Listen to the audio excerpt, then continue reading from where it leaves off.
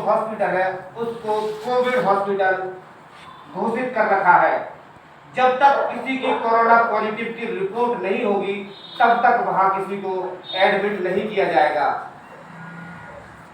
ये सरकार का आदेश है, लेकिन केवल पैसे के चलते जो मनोज शर्मा डॉक्टर हैं वो किसी भी पेशेंट को उठा लेते हैं और अपने हॉस्पिटल में एडमिट कर देते हैं।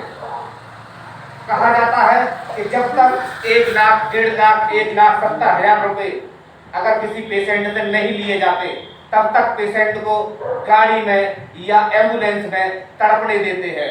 इस तरह की घटनाएं भी हमें यहाँ देखने के लिए मिली है।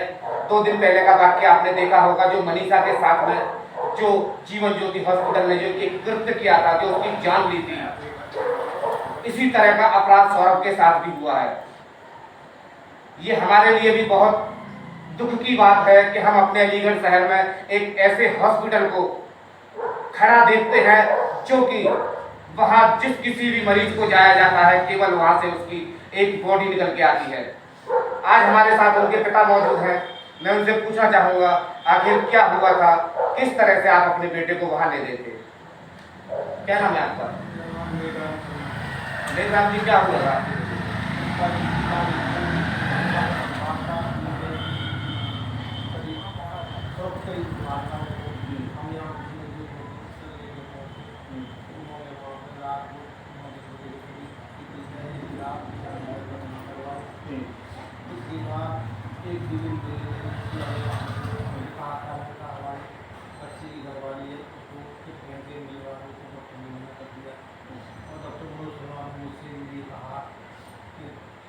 मुझसे भी तुम तो कुछ जानते हो, तुम ये बात नहीं समझते हो, वो बात नहीं समझते हो, इतना समझा रहे हैं तुमको, ये कर रहे हैं, वो कर रहे हैं।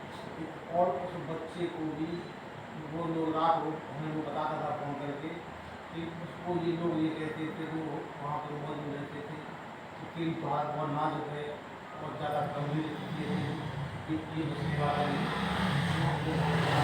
देखिए, जब सौरभ की कोविड रिपोर्ट नहीं आई और सौरभ को एडमिट कर लिया जाता है, उसी समय से सौरभ का जो स्वास्थ्य था वो उस अस्पताल में बिगड़ता गया। कहा जाता है कि ना तो डॉक्टर वहां किसी को दवा देते हैं और ना ही परिजनों से मिलने देते हैं। कहीं ना कहीं वो अकेलापन वहां पड़े हुए पेशेंट को खा जाता है। यही स्थिति इस अस्पताल में सबसे ज्यादा देखने के लिए मिलती है। फिर क्या होता है? रोजाना का बिल 11,000, 10,000, 12,000 का बिल रोजाना का बना देते थे। और एक दिन उसको पेशाब की नली निकाल दी और ये कहा कि ये बहुत फोन करता है घर में, ये अब बार बार पेशाब ले जाएगा तब उसको पता पड़ेगा। और फिर उसका एक दिन वार्ड बदला गया, वार्ड बदलने में सारे सब उसको ला के देख दिया। तो वो बताया वो गिर गया, उसने बताया कि मेरे घुटने में चोट लग गई है, रील पड़ गया है, तो दूसरे वार्ड में शिफ्ट कर दिया। तो आप देख रहे हैं कि सौरभ एक पेशेंट था और उसकी पेशाब की नली निकाल दी जाती है, जबकि परिजन भरपूर पैसे देता रहता है, कहीं से भी करके, चाहे वो अपनी जमीन बेचे या जायदाद बेचे या घर का सामान बेचे, और पता नहीं किस किस से भीख मांगता है।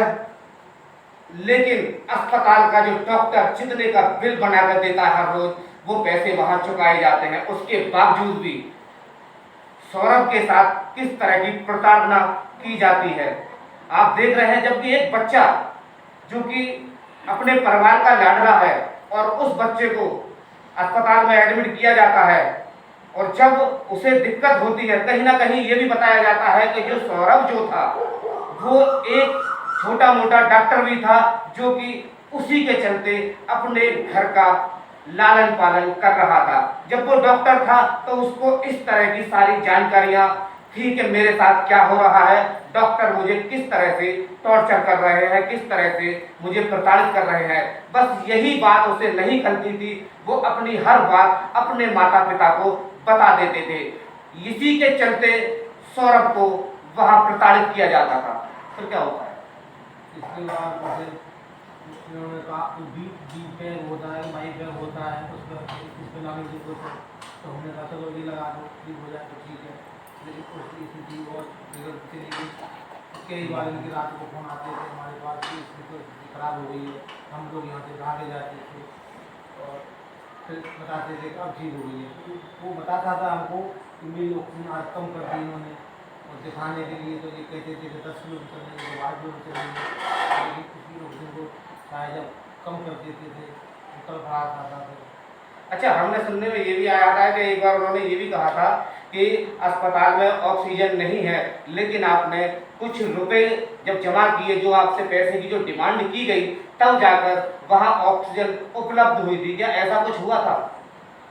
इस मामले को हमें पता नहीं लगा, ऐसा तो हमें कुछ नहीं सुना कि लेकिन वो बताता था हमको कि आज मेरी इन्होंने ऑक्सीजन रात को कम कर दी थी, तो उसे बहुत घबराहट हुई। फिर उन्होंने हमको फोन किया, हम रात को कई बार यहाँ से भागे अस्पताल पहुँचे, तो हमें बताया कि इसकी तो 87 पे आ गई, 80 पे आ गई, 85 पे आ गई। अच्छा, 27 अप्रैल को सौरभ को भर्ती किया जाता है। कितने दिन उसका इलाज चलता है? 18 दिन के बाद 27 के बाद 15 तारीख को उसको मैं फ़ोन करता हूँ सुबह 7 साढ़े 7 बजे के करीब, तो मुझे बताते हैं कि इसका तो बीपी बहुत डाउन हो गया है, और 5 मिनट के बाद ये फ़ोन आता है इसकी मौत हो गई।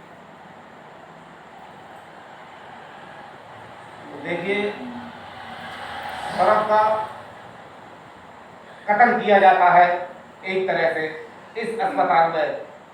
केवल एक मामूली सा बुखार किस तरह से सौरभ की जान ले लेता है, किस तरह से यहाँ के जो डॉक्टर हैं एक षड्यंत्र रचते हैं, और जब तक उन पर पैसा खींचा जाता है, जब तक परिजनों से पैसा खींचते रहते हैं, लेकिन सौरभ को जिस तरह से प्रताड़ित किया गया था, जिस तरह से उसके साथ अत्याचार किया गया था, वो मामला यहाँ हमें देखने के लिए मिला है। और इसी तरह के मामले यहाँ जीवन ज्योति हॉस्पिटल में देखने के लिए मिलते हैं। जब सौरभ की मृत्यु हो जाती है, उसके बाद क्या कोई बिल बकाया रह जाता है, या अस्पताल आपसे किस तरह से बिल वसूलता है?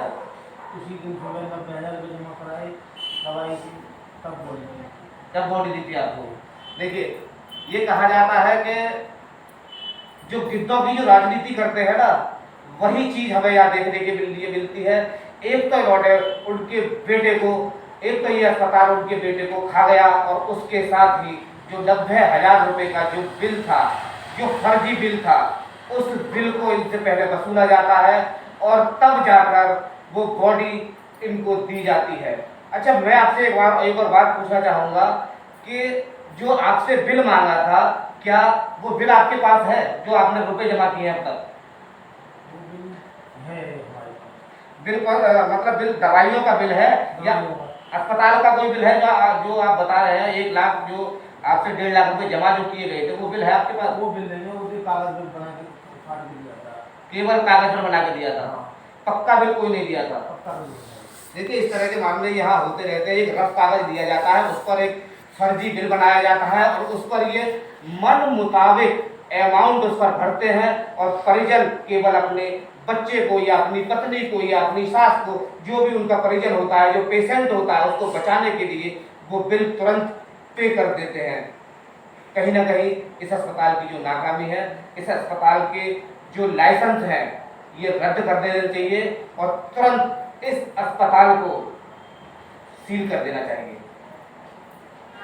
क्या लगे?